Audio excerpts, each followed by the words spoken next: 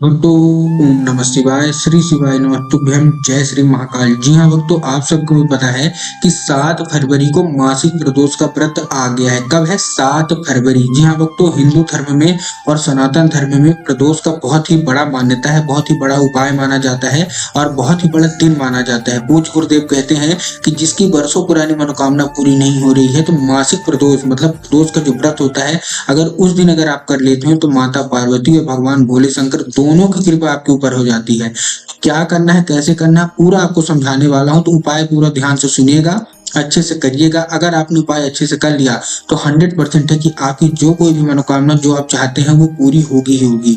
पूज्य गुरुदेव कहते हैं कि जितनी मान्यता हमारी मकर संक्रांति की रहती है, जितनी मान्यता हमारी महाशिवरात्रि की रहती है और जितनी मान्यता हमारी सोमवार अष्टमी की रहती है, जितनी मान्यता हमारी एकादशी की रहती है, उतनी ही मान्यता और उससे भी ज्यादा मान्यता आप बोल सकते हो प्रदोष के व्रत की रहती है। तो अगर आपकी कोई ऐसी मनोकामना है कि जो कि वर्षों पुरानी पूरी नहीं हो रही, चाहे जाहे की हो, चाहे आपको धन प्राप्ति की हो, चाहे आपको कर्जा मुक्ति की हो, चाहे कोई ऐसी मनोकामना है कि वर्षों पुरानी है लेकिन वो हर बार मांगते हैं लेकिन पूरी नहीं हो रही है, तो आपको 7 फरवरी के दिन आपको अवश्य रूप से कर लेना है। 3 से 4 मैं आज आपको उपाय बताने वाला हूँ। इस उपाय को करने से बहुत सारे लोगों को फायदा भी मिला है। आपको भी पता है कि पूज्य गुरुदेव की जो कथा होती है उसमें पत्र आते हैं, तो पहले बहुत सारे लोगों के पत्र आए कि गुरुदेव हमको कोई ऐसा उपाय बताइए कि हमारी मनोकामना पूरी हो। तब गुरुदेव ने कुछ उपाय बताए कि आपको ये प्रदोष के दिन करना है। बहुत सारे लोगों ने किया, लगभग लगभग 5 लाख लोगों को फल भी मिला और फिर तो उन्होंने पत्र लिखा गुरुदेव को धन्यवाद के रूप में कि गुरुदेव आपके द्वारा बताए गए उपाय हमने किए और हमारी सारी की सारी मनोकामना भी पूरी हुई। तो चलिए चलते हैं उपाय की ओर। लेकिन उससे पहले चैनल पर अगर पहली बार आए हैं और आवाज मेरी पहली बार सुन रहे हैं तो वीडियो को करते हैं लाइक और चैनल को कर लें सब्सक्राइब, ताकि पूजनीय पंडित प्रदीप जी मिश्रा की जितने भी नए नए उपाय जो कि मैं उनकी कथा से सुनता हूँ, श्रवण करता हूँ, सबसे पहले मैं आपको प्राप्त करा सकूं। तो देखिए, जो हमारा पहला उपाय है क्या है, धतूरे का है। ठीक, और धतूरे के साथ साथ बेलपत्र के साथ कांटे भी। ये उपाय बहुत ही खास उपाय है, बहुत सारे लोगों को इससे फल भी मिला है, लेकिन ये प्रदोष का सबसे बड़ा उपाय है। इसके बाद मैं आपको एक दो उपाय और बताऊंगा, तो वीडियो को पूरा अंतिम तक देखिएगा। जो हमारा पहला उपाय है, इसमें आपको लेना है एक धतूरा और बेलपत्र के 7 कांटे। अब देखिए, जो लोग आधा अधूरा उपाय सुनते हो गलती क्या करेंगे कि बेलपत्र ही ले लेंगे, लेकिन आपको बेलपत्र नहीं लेना, बेलपत्र के 7 कांटे लेना है। ठीक, बेलपत्र के 7 कांटे ले लिए और एक क्या ले लिया, एक धतूरा ले लिया।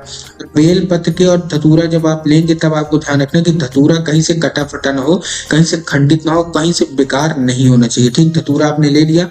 अब आपको क्या करना है प्रदोष काल में। अब देखिए, सबसे पहली बात तो आपको ये ध्यान रखना है कि जितने भी उपाय मैं आपको बताऊंगा ये सब के सब करने कब है, ये सब के सब आपको प्रदोष काल में करने हैं। जिन लोगों को पता है कि प्रदोष काल कब होता है उन लोगों को तो ठीक, लेकिन जिन लोगों को यह नहीं पता कि प्रदोष काल कब होता है, मैं आपको बताना चाहूंगा शाम का समय जब ढल रहा हो, रात आने वाली हो, उसी हम लोग प्रदोष काल बोलते हैं। ठीक, तो आपको क्या क्या प्रदोष काल में पहुंच गए, लगभग लगभग 6 से 7 बजे के बीच में प्रदोष काल माना जाता है। ठीक, पहुंच गए।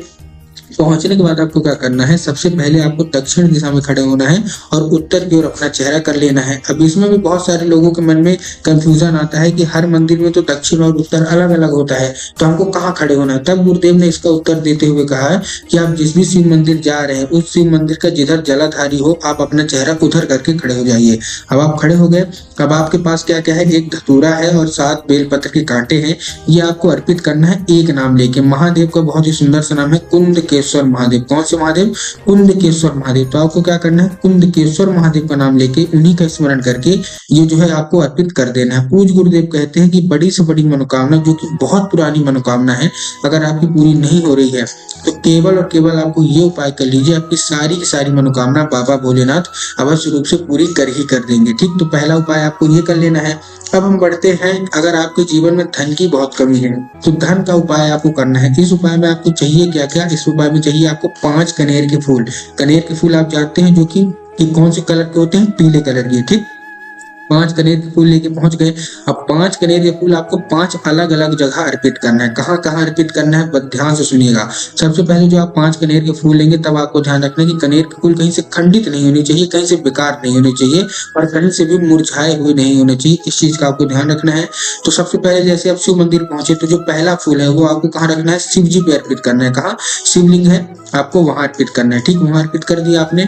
उसके बाद जो दूसरा फूल है वो आपको भगवान गणेश की जगह पे अर्पित करना है। देखिए, जिन लोगों को पता है कि भगवान गणेश गणेश की जगह कहाँ होती है, उन लोगों का तो ठीक, लेकिन जिन लोगों को ये नहीं पता कि भगवान गणेश की जगह कहाँ होती है शिवलिंग पे, उनके लिए मैं बताना चाहूंगा जलाधारी के लेफ्ट साइड में। ठीक, अब देखिए कोई भी आप पदार्थ जैसे दूध आप अर्पित कर रहे हैं कहाँ शिवलिंग पे, तो जब उस शिवलिंग से होते हुए जलाधारी में आ जाएगा, तो जलाधारी के लेफ्ट भाग मतलब बाएं भाग में किसकी जगह होती है, भगवान गणेश, और राइट साइड मतलब दाएं भाग में होती है माता अशोक सुंदरी। तो सबसे पहले आपने फूल अर्पित कहाँ किया, शिव जी पे। तो उसके बाद जो आपने दूसरा फूल अर्पित किया वो आपने कहाँ अर्पित किया, भगवान गणेश की जगह पे। ठीक, उसके बाद जो आपको तीसरा फूल अर्पित करना है वो कहाँ अर्पित करना है, वो आपको करना है माता अशोक सुंदरी पे, जो कि मैंने अभी आपको बताया कि लेफ्ट साइड में जगह होती है किसकी, भगवान गणेश की, और राइट साइड में जगह होती है किसकी, हमारे माता सुख सुंदरी की। 3 फूल अर्पित हो गए। चौथा फूल आपको माता पार्वती के हस्त कमल पे अर्पित करना है। हस्त कमल आप जानते हैं जहां से शिवलिंग उत्पन्न होता है और उठा हुआ होता है, वहीं आपको चौथा फूल अर्पित करना है। और जो 5वां फूल है वो आपको जलाधारी में अर्पित करना है। पूज्य गुरुदेव कहते हैं कि जलाधारी में स्वयं माता पार्वती का वास होता है, तो अगर आपसे माता पार्वती खुश हो गई तो आपकी जो भी मनोकामना वो 100% पूरी होगी होगी। तो ये आपको 5 जगह अर्पित करना है। कहाँ कहाँ मैं एक बार फिर दोहरा रहा हूँ, बहुत सारे लोग गलती कर देते हैं और ये बोलते भी है कि आप जो उपाय बताते हैं एक बार दोबारा बोल दीजिए। तो देखिए पहला फूल आपको शिवलिंग पे, दूसरा फूल आपको भगवान गणेश की जगह पे, तीसरा फूल आपको अर्पित करना माता शोक सुंदरी पे, चौथा फूल आपको हस्त कमल पे, और 5वां फूल आपको जलाधारी। पूज्य गुरुदेव कहते हैं बस इतना कर लीजिए, आपकी धन प्राप्ति सारी सारी मनोकामना पूरी होगी। अब हम बात करते हैं कर्जा मुक्ति की। बहुत सारे लोग क्या करते हैं, कर्जा बहुत बढ़ गया है, उनके जीवन में कर्जा इतना ज्यादा बढ़ गया कि वो कर्जा चुकाए नहीं चुक रहा। तब आपको ये उपाय करना है। आपको क्या करना है, कच्चा दूध लेना है। क्या लेना है, केवल और केवल कच्चा दूध। अब देखिए कच्चा दूध सबसे पहले तो गाय का होना चाहिए और कच्चा होना चाहिए। जो लोग आधा अधूरा उपाय सुनते हैं गलती क्या करते हैं कि पका दूध लेके चला जाते हैं। नहीं, आपको कच्चा दूध लेना है, गाय का शुद्ध लेके। आपको कहाँ पहुंचना है, आपको पहुंचना है बरगद के पेड़ के नीचे। आपको शिव मंदिर नहीं जाना, आपको कहाँ पहुंचना है, बरगद के पेड़ के नीचे। बरगद के पेड़ के नीचे आप पहुंच गए। ठीक, बरगद के पेड़ के नीचे जैसे ही पहुंचेंगे आपको करनी है 11 बार परिक्रमा। कितनी, 11 बार। 11 बार, 21 बार भी आप कर सकते हैं। ठीक, तो आपको 11 बार परिक्रमा करनी है किसकी, आप बरगद की पेड़ के नीचे। आप घूम गए और आपके जीवन में जितना भी कर्जा होगा वो आपको महादेव से बोलते रहना है 11 के 11 बार। ठीक, अब आपको क्या करना है, जो आपने लिया है दूध आपको अर्पित करना है बरगद की पेड़ की जड़ पे एक नाम लेके। महादेव का बहुत ही सुंदर सा नाम है बटकेश्वर महादेव। ठीक, क्या है, बटकेश्वर महादेव, जो कि बट के वृक्ष में ही उनका वास होता है। तो आपको क्या करना है, आपको केवल और केवल बटकेश्वर महादेव का नाम लेके आपको जो आपने दूध लिया है वो आपको अर्पित कर देना है। कहाँ, बरगद की पेड़ की जड़ में। और अपनी मनोकामना मन की जितना भी कर्जा है वो बोल के चुपचाप आ जाना है। पूज्य गुरुदेव कहते हैं कि बड़े से बड़ा कर्जा, जो कि बहुत बड़ा कर्जा है, चुक नहीं रहा, मात्र 2 से 2.5 महीने के अंदर महादेव की कृपा होगी, बटकेश्वर महादेव की कृपा होगी और आपका सारा का सारा कर्जा महादेव अवश्य रूप से चुकता करा देंगे। तो उम्मीद करता हूँ उपाय आपको समझ में आ गया होगा। उपाय अच्छा लगा हो तो कमेंट बॉक्स में हर हर महादेव अवश्य रूप से लिख दें।